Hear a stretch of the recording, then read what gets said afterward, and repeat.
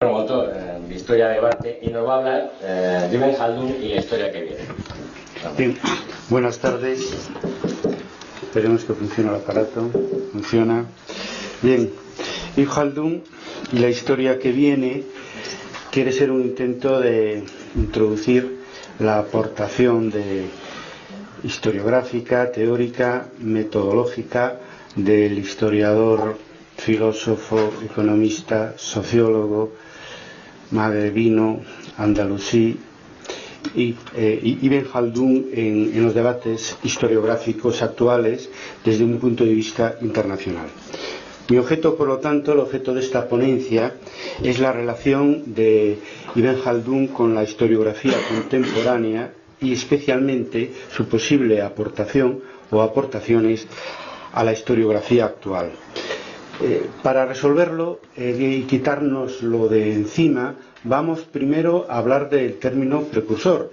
José Luis Garrot ya ha sido crítico con ese uso y abuso del término de precursor de prácticamente de todas las ciencias sociales, concretamente el concepto de historia como la historia como ciencia y más particularmente todavía de las nuevas historias que produjeron lo que los historiógrafos llamamos la revolución historiográfica del siglo XX, particularmente la Escuela de Análisis y Materialismo Histórico.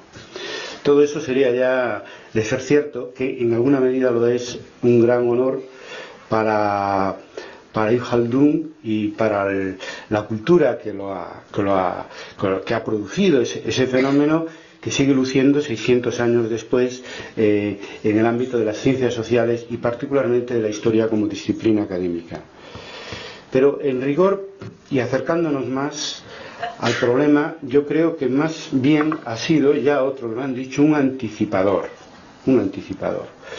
que ha llegado a nosotros no tanto de una manera directa, insistiremos en esto varias veces, sino simplemente porque cuando la escritura de la historia estaba cambiando en Europa, siglos XIX y XX, se vio favorecida este nacimiento de la historia como disciplina y como profesión se vio favorecida por la publicación, sobre todo en francés, pero también en inglés y en otras lenguas, de sus obras fundamentales, no de una manera completa, pero de una manera sustanciosa, ¿no? Sobre todo la introducción a la historia universal.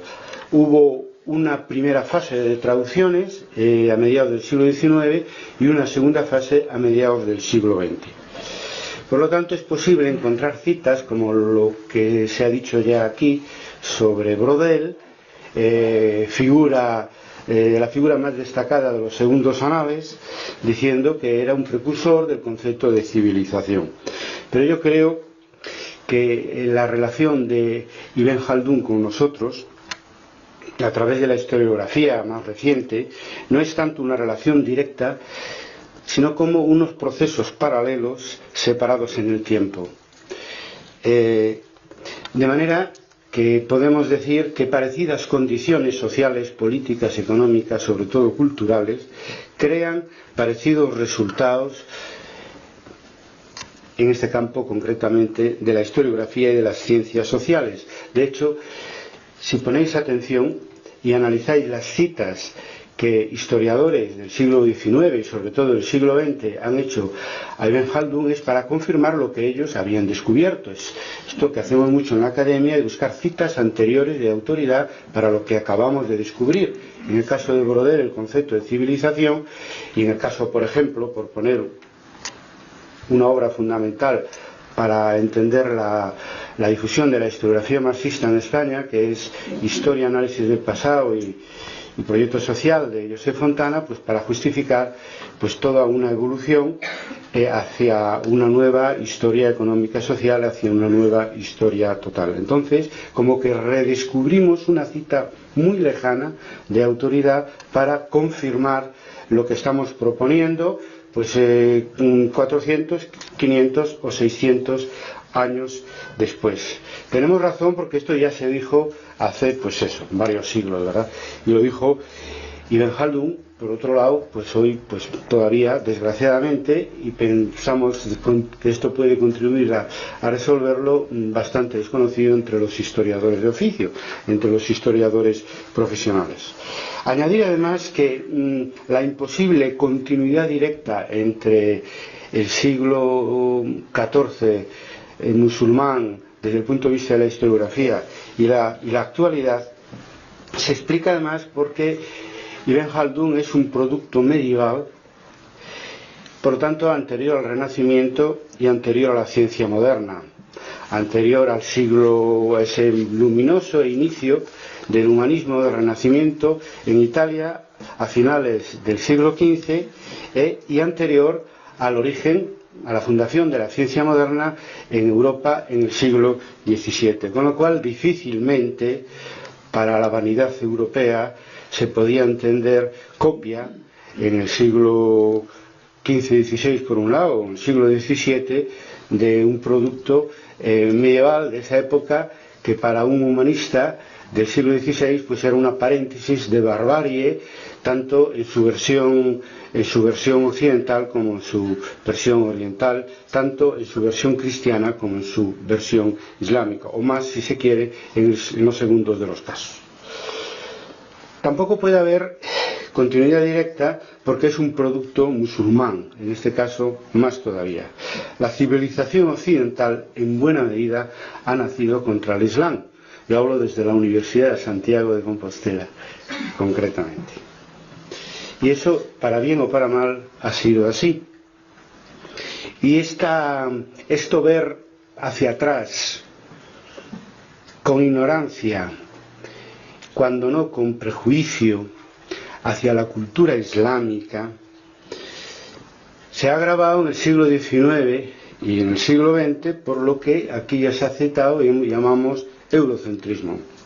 La crítica que José Luis Garrot hacía a Ortega y Gasset, de alguna manera podríamos generalizarla como una crítica a toda la historiografía occidental y a todo el pensamiento occidental, porque una cosa, y es muy bonito decir que fue precursor de él, y otra ser totalmente consecuente. No todo el mundo además reconocía ese carácter de antecedente de Ibn Khaldun en lo que ha sido el avance, en nuestro caso concreto, de la historiografía occidental desde el positivismo hasta el marxismo, ¿verdad?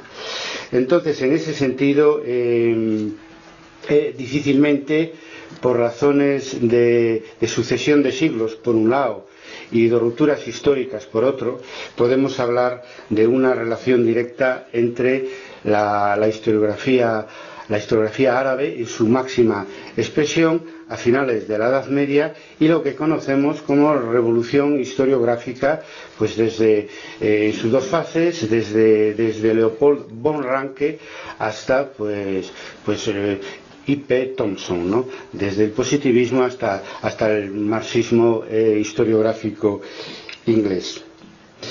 Yo creo que si aplicamos a Ibn Khaldun su propia norma, donde dice que la sociedad es más importante que el individuo para conocer las causas y explicar con profundidad un hecho histórico, tendríamos que decir que Ibn Khaldun es la cima y la expresión de la historiografía, la filosofía y la ciencia árabe en el siglo XIV, en un momento en que la historiografía, la filosofía y la ciencia cristiana, es decir, la cultura occidental, era inferior a la cultura árabe.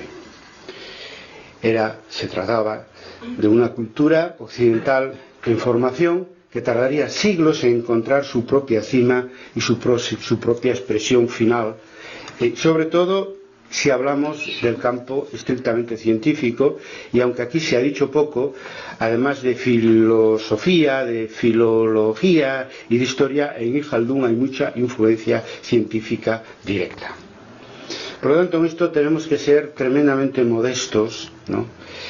Y ver hacia atrás sin ira, sabiendo que en la historia se producen, como explica Ibn Khaldun, ciclos no solo históricos, sino ciclos historiográficos. Él explicaba de un concepto de progreso en espiral, no no sencillamente volviendo al punto de partida, y la modestia indispensable en este comienzo de siglo nuevo para Europa es que reconocer que 5 siglos después la historiografía occidental recorre el mismo proceso que anteriormente lo hiciera la historiografía árabe, o en general la cultura árabe o las ciencias sociales y empíricas de raíz musulmana. Me refiero a ese momento en que la historia pasa concretamente de la ficción a la ciencia, de la historia relato a la nueva historia económica social, proceso que tiene lugar en los siglos XIX y XX en Europa occidental y que tiene lugar, pues, concretamente en el siglo XIV y anteriores en el mundo islámico. Por lo tanto, estos dos momentos de transición de una manera de escribir la historia a otra, que tiene que ver con momentos de transición de una manera de entender la sociedad y otras muchas cosas a otra, pues comparándolos podemos aprender mucho y sobre todo con un ejemplo tan lejano podemos resolver nuestras dudas e incertidumbres sobre lo que nos ha enseñado esta nueva historia de los años, de las décadas recientes, para actualizarlas y que ella supere su propia crisis. ¿Qué mejor en este caso que un modelo lejano? Ibn Khaldun y el positivismo. Bueno, igual que la historiografía alemana a finales del siglo XIX, solo que con una antelación de varios siglos, Khaldun descubre y define la historia como una nueva ciencia empírica, una rama de la filosofía, de la lógica, como bien sabemos, incidiendo, igual que haría siglos después el positivismo alemán en la crítica de fuentes, rechazando la fábula en favor de un análisis serio en base a fuentes, a su vez criticadas, del pasado de la humanidad. Pero yo quería matizar que Ibn Khaldun va más allá que el positivismo alemán de finales del siglo XIX, porque él habla de una cosa que llama método demostrativo, de otra que llama argumentos deductivos, que nos suenan más al neopositivismo de mediados del siglo XX, con su método hipotético deductivo y el uso de la lógica racional para investigar y llegar a conclusiones en historia y en otras ramas y disciplinas. Por lo tanto, ya tenemos un Ibn Khaldun que al mismo tiempo que descubre lo que descubrirá siglos después el positivismo, descubre lo que descubrirá después del positivismo el neopositivismo. Al mismo tiempo, él, como la escuela historicista alemana, pues centra el análisis histórico en las grandes figuras de la política. Él mismo fue una gran figura de la política en el Magreb, y añade algo que en aquel momento es una auténtica novedad, aunque él seguía por otros maestros anteriores. No hay un discurso ex novo, ni lo pretende, además. Y es que introduce el sujeto colectivo en la historia, la economía y la sociedad, y no se reduce al estudio que con el paso del tiempo los anales llamaban la historia historizante, superficial, de analizar exclusivamente las instituciones, la política, la norma jurídica. Eso, ahí tan lejos no llegó el positivismo decimonónico alemán, que inundó todas las universidades occidentales en el campo de la historia, del derecho y en otras disciplinas.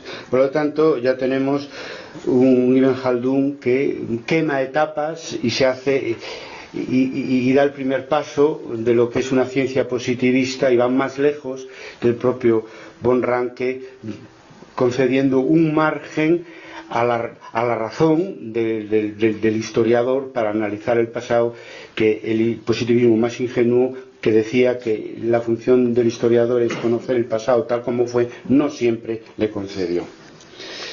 Y Ibn Khaldun, Anales y Marxismo. Sobre Anales hay una investigación ya hecha por el profesor Garrot, que no me extiendo mucho, pero es realmente impactante leer en la Muqaddimah la misma definición de la historia que resultaba nueva a lo largo del siglo XX y leerla en un autor musulmán del siglo XIV. Él dice, Haldun, que el objetivo de la ciencia histórica es conocer el estado social del hombre. En otros lugares emplea como sinónimos conocer la sociedad humana, el género humano. Y es que está casi clavada con la definición que Marc Bloch, en otra introducción a la historia, como se tradujo Métier d'historien o Apologie pour l'histoire en español, en el Fondo de Cultura Económica, allí dice que la historia es la ciencia de los hombres en el tiempo. Es decir, no el estudio de el estado social del hombre o de la sociedad humana o el género humano, obviamente en el tiempo, sino el estudio y la ciencia de los hombres en el tiempo. Es muy semejante, igual que la que E.H. Karen, que es la historia, que es el libro de cabecera para entender un poco lo que es la historiografía marxista inglesa posterior a la fundación en 1952 por los historiadores marxistas británicos que militaban en el Partido Comunista, la revista Pass and Present, pues E.H. Carr dice que para él la historia es la ciencia de la sociedad en el tiempo.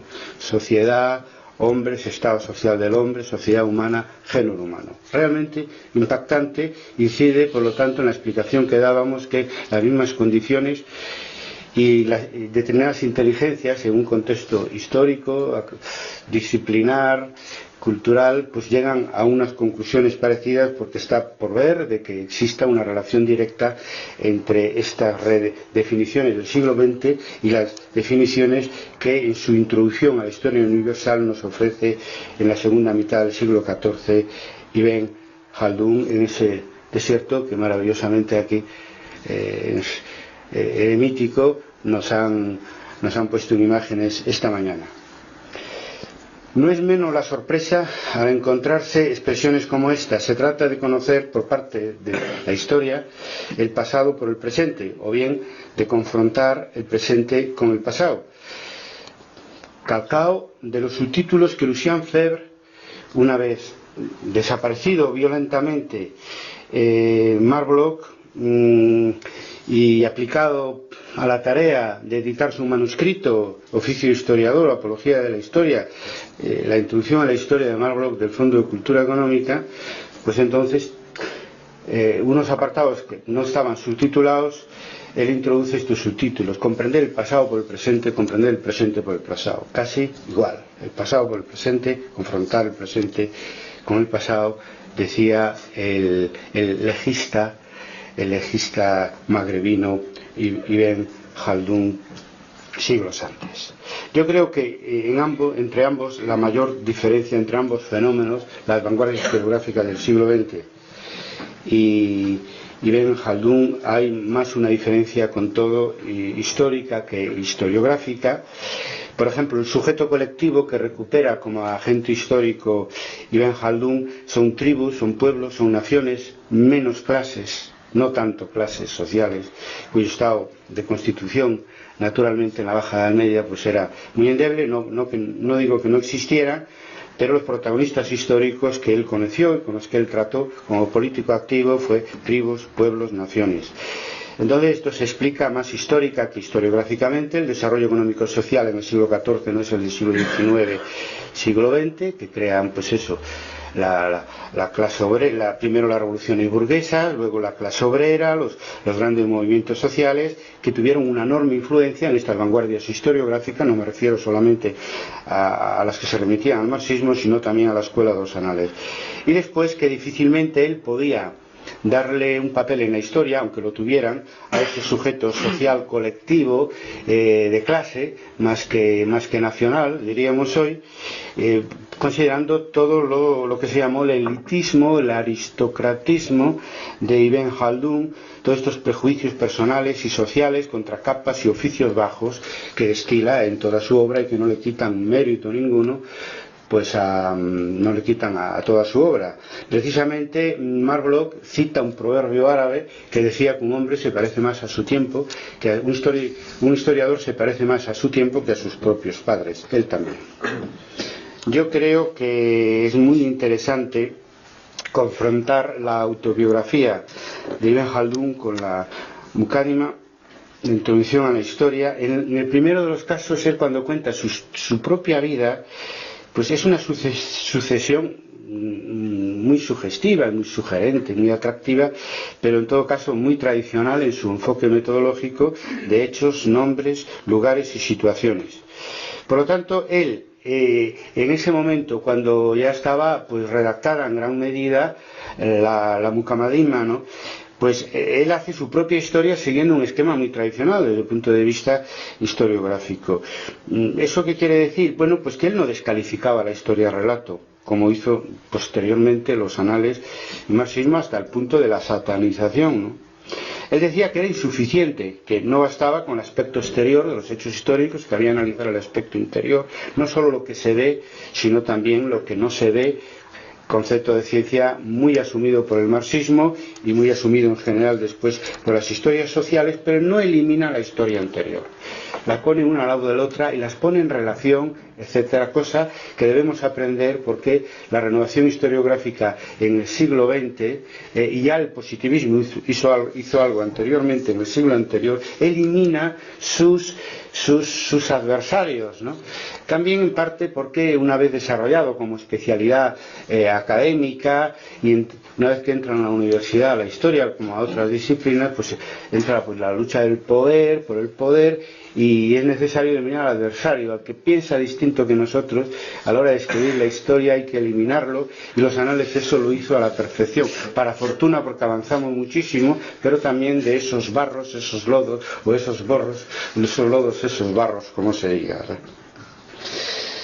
Es importante también en el caso de Khaldun ver en él no solo no separar el historiador del hombre político.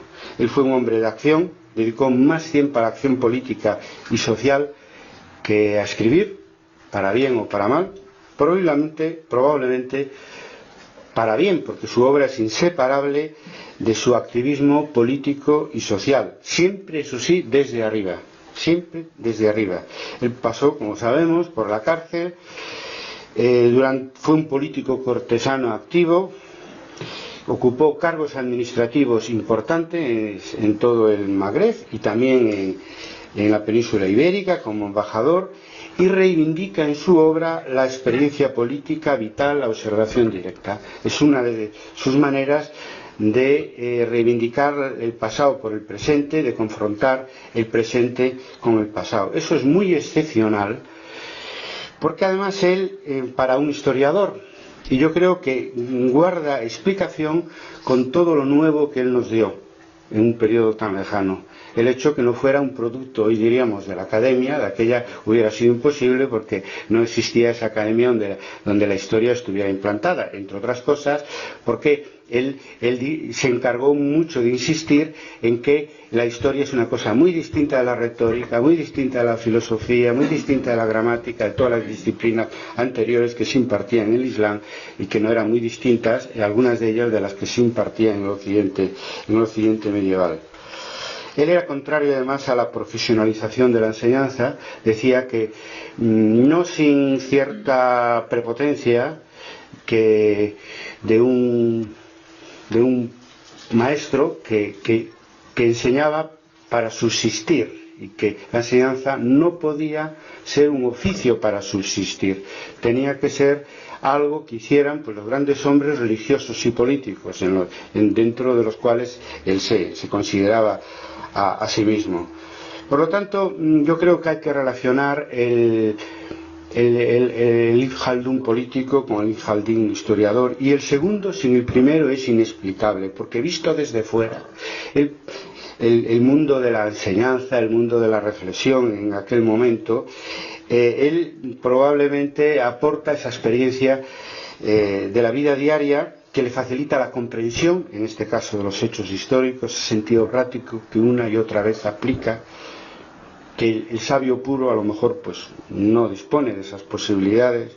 Al verlo desde fuera le es más fácil innovar, plantear cosas nuevas. Al verlo desde fuera le es más fácil, sobre todo, relacionar el pasado con el presente y con el futuro, porque se cansa de decir, no muchas veces, pero algunas veces en la Muqaddima, que conociendo bien el pasado podemos prever el futuro. Eso además nos debería servir para analizar los momentos de renovación de la historiografía contemporánea y la relación que tuvieron las puntas del iceberg de esos movimientos de renovación disciplinar, y las cabezas de fila, los líderes, con la política contemporánea. Es el caso de von Ranke, con las ideas conservadoras, como luchador contra la introducción de las ideas liberales francesas en Alemania. Es el caso, sobre todo, de Carlos Marx, bien conocido, porque alternaba los periodos de acción revolucionaria y de trabajo en la Asociación Internacional de Historiadores, con la escritura pues, de los Grundrisse, El Capital o la ideología alemana. Es el caso de Marlowe, fundador de la Escuela de los Anales, que estuvo muy marcado por su experiencia vital en la Primera y en la Segunda, sobre todo en la Primera Guerra Mundial, también en la Segunda, léase La extraña derrota.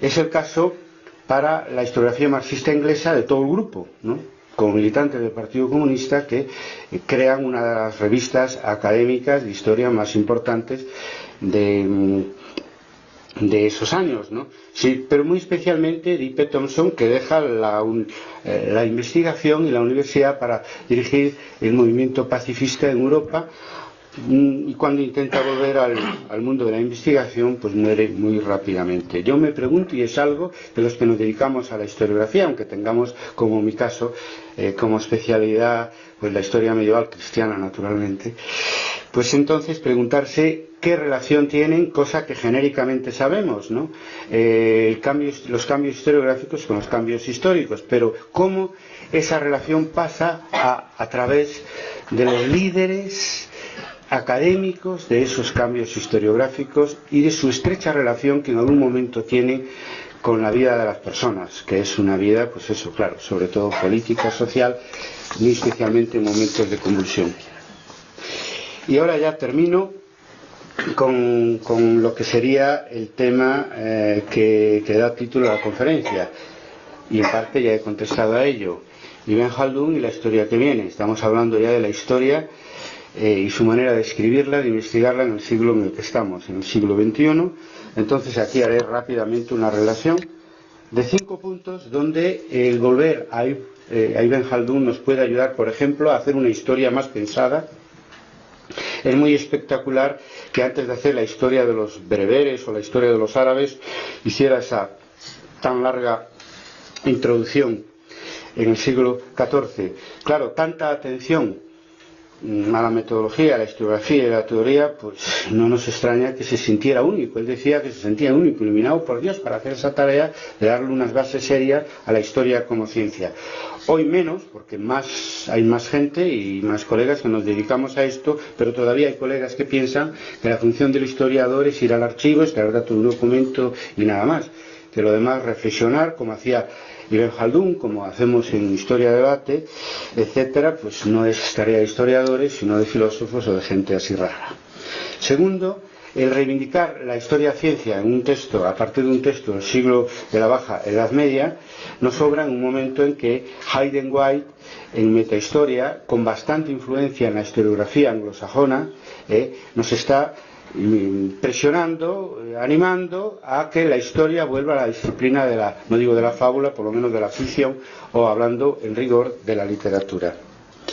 Yo creo que hoy la ciencia es solo puede ser, y es la concepción más de este siglo, una ciencia con sujeto cognoscente. Ibn Khaldun cayó en eso, por decir algo crítico sobre él, en los errores ingenuos en que cayó von Ranke a finales del siglo XIX. La ciencia hoy no puede ser, no es una interpretación unívoca. Ibn Khaldun critica la influencia en otros historiadores de juicios políticos, pero él mismo propone como científicos juicios propios, personales, de valor, por ejemplo, sobre las dinastías idrisita almohade, criticadas por historiadores oponentes que niegan que su genealogía venga del profeta o que acusan a príncipes importantes de estas dinastías de beber vino, de dedicarse a la música, él da pruebas muy endebles sobre que eso no fuera cierto. Dice que si un fundador de una dinastía dice que viene el profeta, pues será verdad. Con lo cual, a pesar de que en general procura distinguir la revelación de la ciencia empírica, aquí falla. Por lo tanto, no hay una interpretación unívoca hoy en una historia comprendida como ciencia, de igual manera que hoy ciencia no es un concepto absoluto religioso. Ibn Khaldun seculariza la historia, ciertamente, pero no totalmente. Decía, solo Dios conoce la verdad. Él le orienta, pensaba él a la hora de hacer la Muqaddimah, él me orienta hacia la verdad histórica a través de la razón.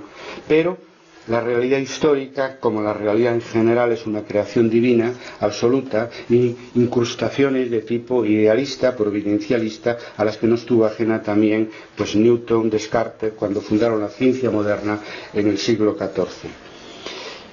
Es muy aprovechable para hoy en día cómo aplica el concepto de historia total, es el nombre que le hemos dado a partir del marxismo y de Annales. Ibn Khaldun investiga e interpreta en su conjunto, ya se ha dicho, mentalidad, religión, instituciones, sociedad, economía. Es un ejemplo precoz para una nueva historia global después del fracaso relativo de la historia total de Annales y de la historiografía marxista y de la extrema fragmentación actual de la disciplina.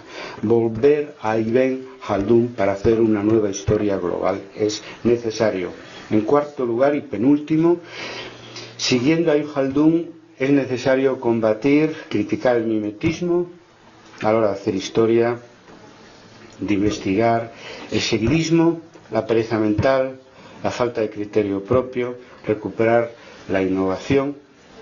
Él lo consiguió, y en otros momentos de la evolución de nuestra disciplina se consiguió también, a pesar de que hoy vivimos un momento conservador, de repetición de temas, de enfoques, etc.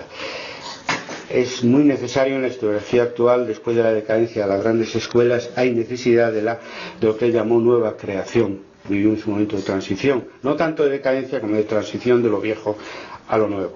Y en quinto y último lugar, es necesario retomar la historia universal de Ibn Khaldun en un tiempo de globalización como campo de investigación histórica. El volumen 2, si no me equivoco, de la historia de los árabes, era la historia de los árabes y de los pueblos no árabes. Y no solo hizo la historia de los pueblos musulmanes, sino que además la historia del mundo en ese momento. Bien es cierto que para él los francos y lo que después fue la civilización europea formaban parte de la periferia. Hoy, desde la historiografía norteamericana y otras, se está intentando hacer una World History, una historia mundial que ha de reconocer un anticipador en la obra de Ibn Khaldun del siglo XIV. Para acabar, la actualidad de Ibn Khaldun, magrebino y andalusí, no se reduce a la historia y las ciencias sociales.